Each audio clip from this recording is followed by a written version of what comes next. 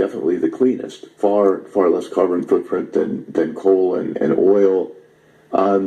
So, couldn't you argue that it's actually a good transition fuel for us, and that as an investor, maybe long term, very long term, we won't be using much natural gas, but in the short term, we're going to need it. And in particular, when you think about the energy demands of AI, that's going to increase electricity consumption dramatically. We're already seeing that.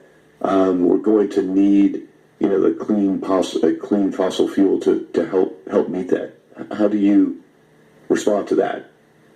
Well, I absolutely tend to agree with you, basically, because on the first, if you look at it, it's clear that ChatGPT and also Bitcoin mining, okay, it's maybe not a good example, but you use a lot of energy, so demand for electricity will go to the roof.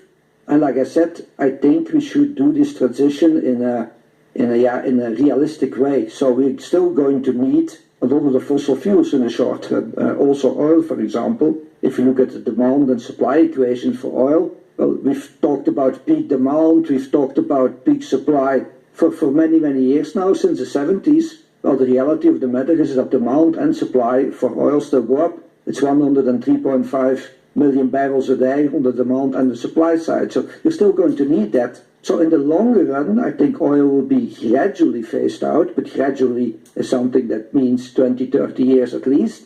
And in the meantime, these companies could make huge profits, because I would not be surprised also with everything that's happening in the Middle East that you see oil prices of $150 per barrel, because the underinvestment that's already there in copper and others is even larger in oil at the moment. So if you get a spike in demand for whatever reason, I'm not so sure that we'll be able to meet it. For natural gas, I think your point is extremely valid.